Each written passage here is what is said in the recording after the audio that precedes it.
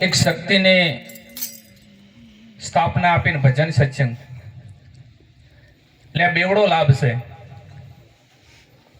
અને ભજન સત્સંગનો મહિમા એ તો દુર્લભ વાત છે. તો આપણા સંતોને આપણા શાસ્ત્રો કહે છે કે શિવ અને શક્તિની આ બધી એક બ્રહ્માંડની રચના થયેલી છે. પિંડ સો બ્રહ્માંડ. તો જો પૂરે સૃષ્ટિનું સર્જન થયું હોય તો એ શિવને શક્તિથી છે. કારણ કે વાણીના પણ પુરાવા છે કે હતા નુરીજન નિરાકાર અને તેમાંથી શક્તિ દર્શાણી. ત્રણ દેવ જેને પ્રગટ કીધા ને એમાંથી આ બધી જે પ્રારંભ થયો છે એમ પિંડ પણ આ શિવ અને શક્તિનો જ છે. જે શરીરની રચના થઈ છે ને એ પણ શિવ ને શક્તિથી જ છે. એટલે આ વસ્તુ છે ને ખરેખર આમ ગણવા જઈએ તો સંતોની દ્રષ્ટિથી સર્વવ્યાપક વસ્તુ છે. પણ તે છતાંય આપણે એક મંદિર કે મઠ બનાવી અને એમાં સ્થાપના આપતા હોય છીએ. એટલે ઘણી વખત જો એવું વગર થાય, કારણ કે સર્વવ્યાપક વસ્તુ છે ને એને કદાચ એક જ જગ્યાએ માનવામાં આવે ને કદાચ એક જ જગ્યાએ જો બેહારવામાં આવે તો એ વસ્તુ સર્વવ્યાપક ન કહેવાય. કારણ કે શિવ ને શક્તિનો પસારો સર્વવ્યાપક છે અને એ બાંધી શકાય એવી વસ્તુ નથી. તો આપણે મંદિરો બનાવીએ, મઠ બનાવીએ અને તેમાં બેસે એ પણ સાચી વાત છે. પણ આ એક જાણવાની જરૂર છે ખાસ કે બેસે શું અને સર્વવ્યાપક શું છે. નકર સર્વવ્યાપક વસ્તુ જો એક જ ઠેકાણા ઠેરાઈ દેવાના આવે તો સર્વવ્યાપક ન કહેવાય. એ આજ હોય છે, આપણે કોઈ એક જ મંદિરમાં માનીએ ને બીજે નથી એવું નથી. ખાલી એક જ મંદિરમાં જો માની લઈએ તો સર્વવ્યાપક ન કહેવાય. પણ કદાચ છે ને મંદિર બનાવીએ કે મઠ બનાવીએ અને એમાં બધાએ ભેગા થઈ અને આપણે જે બ્રાહ્મણો હોય તો બ્રાહ્મણો રીતે ને ભુવા હોય તો એમની રીતે, પણ એક આપણી શ્રદ્ધા છે અને શ્રદ્ધાના રૂપે જ અંદર બિરાજમાન થાય છે. શ્રદ્ધાના રૂપથી જ તમે બિરાજમાન થાય છે અને શ્રદ્ધા જ કાર્ય કરે. એમાં જો તમે શ્રદ્ધાને બિરાજમાન કરો છો, કારણ કે હજારો માણસો ભેગા થઈ પૂરો પરિવાર ભેળો મળી અને આપણાને એક વિશ્વાસ થાય કે ના અહીંયા દેવ કે ભગવાન કે માતાજી જે બેસાડ્યા એ વિશ્વાસમાં જ પરમાત્મા છે. કારણ કે વિશ્વાસ ન હોય તો કોઈ નથી.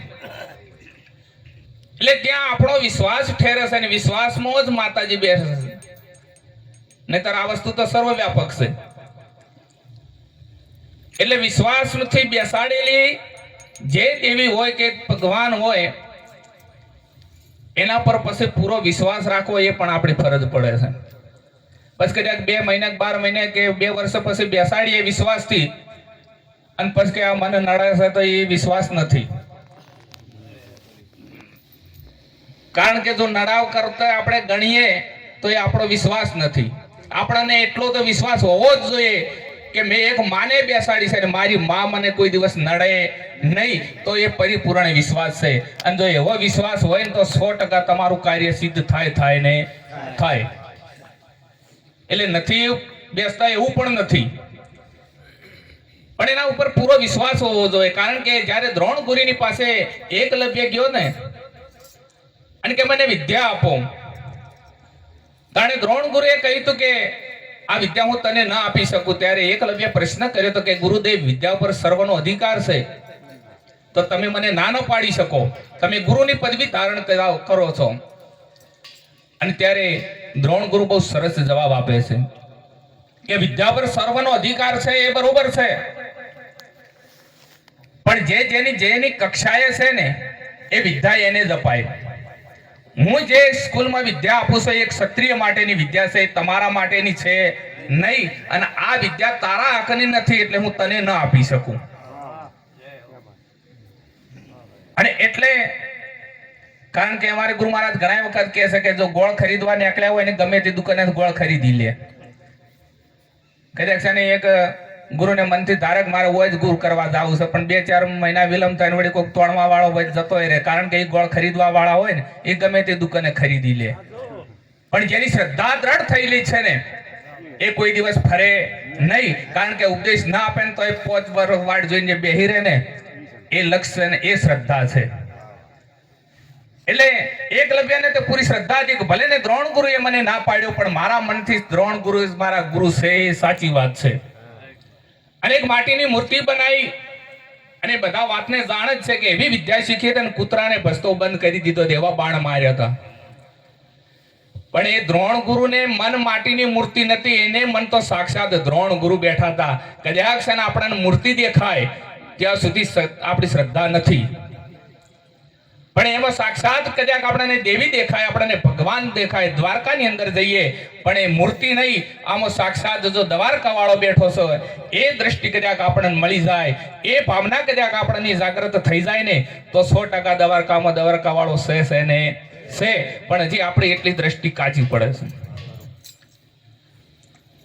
અને જે તત્વ છે ને મેં હમણાં કીધું કે સર્વ વ્યાપક, એ તત્વ ક્યાંય બેસે નહીં, એ સર્વ વ્યાપક વસ્તુ છે. અને એ કોઈ દાણા જોઈએ હાથમાં ના આવે, કોઈ શ્લોક બોલે હાથમાં ના આવે, એ તો કોક સંત બિરલા જાણી શકે.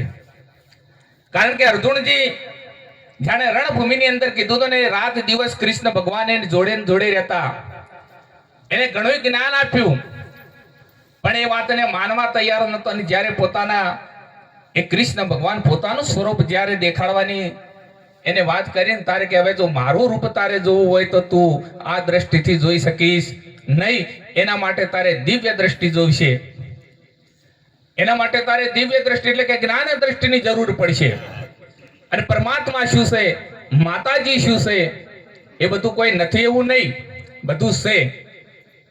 પણ એને જાણવા માટે સંત મહાપુરુષો પાસેથી દિવ્ય દ્રષ્ટિની ખાસ જરૂર પડે. કારણ કે જો એક દ્રષ્ટિ કદાચ મળી જાય તો જેમ છે એમ સમજાય. એટલે એક માનવું અને એક જાણવું એમાં ઘણો ફેર છે.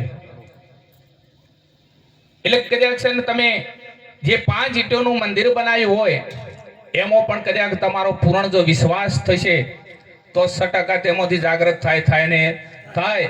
પણ કદાચ જો વિશ્વાસ ન હોય તો સોનાના મંદિરમાં બધેલા મંદિરમાં જઈને બેસી રહો તો કોઈ મેળ ખાય એવું છે નહીં, કારણ કે તમારો વિશ્વાસ જ કામ કરે.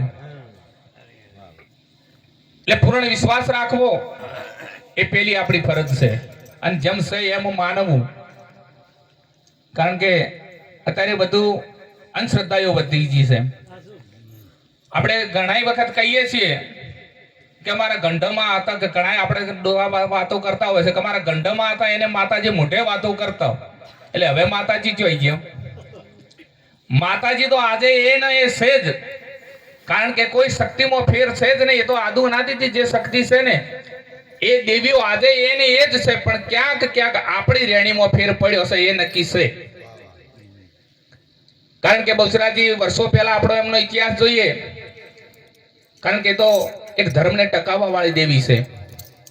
અને એ વખતે જેને પેટમાં કુકડા બોલાવીને આપણો હિન્દુ ધર્મને જો ટકાવી રાખ્યો હોય તો કોઈ આજ પણ કોઈ બહુચર માની અંદર શક્તિ તેજ ઘટ્યું એવું નથી. બહુચરાજી તો આજ પણ એને એ જ છે ને, એમની અંદર આજે એટલું ને એટલું તેજ છે. પણ કદાચ છે ને આપણામાં ક્યાંક રેણી કેણીમાં ફેર પડ્યું હોય, ક્યાંક આપણી દ્રષ્ટિમાં ફેર પડ્યો હોય તો આપણને ઓછું તેજ દેખાય ને કે એમનામાં તો આજે એનું એ તેજ છે. અને એની એ દ્રષ્ટિ જો આજ મળી જાય, એની એ ભક્તિ જો આજ પણ થઈ જાય, એને એ બહુચરાજી પ્રત્યે જો આજ લગાવ ભાવ થઈ જાય ને તો આજે બહુચરમાં આપણે એને એ જ છે. એટલે કહેવાનો મતલબ કે દેવીઓ ઉપર શ્રદ્ધા રાખો. નહીતર આજ તો આપણે ઘણી વખત એવું જ હશે કે પોચ પુણ્યમાં કદાચ દ્વારકા ભરી હોય તો કે કોઈ મેળ કાઢો નહીં, રણુજમ ચાલુ કરે. રણુજમ વળી પોચ કદાચ છે બીજો ભરે ને કોઈ હરખાઈ ના આવે કે હવે હેડો આપણે સંકલ્પપુરી હેડો. પેલા કુવા વાળું થાય. એક ભાઈ એક ગામ જ્યાં ને મહાત્માને કીધું કે મારે બોર કરવો છે, કુવો કરવો છે, કેટલા હાથે પોણી થાય? એટલે પેલા કે આ તો હું આવું બધું કામ કરતો નથી પણ કે શ્રદ્ધાથી આવ્યો છે. મહારાજને ખબર હતી કે 100 ફૂટે આ તળિયામાં પોણી છે એટલે કે ભાઈ 100 ફૂટ તું ખોદજે એટલે તારું પાણી થાય.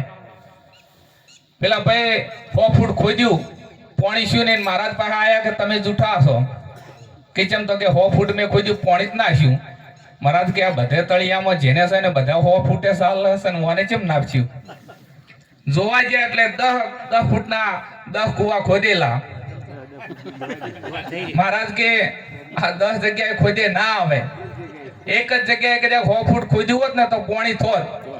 એટલે આપણી શ્રદ્ધા આજ હજારો જગ્યાએ વેચાઈ ગઈ છે. મારું કહેવાનું એમ છે કદાચ એક જ જગ્યાએ જો શ્રદ્ધા રહે તો 100% કાર્ય થાય ને થાય.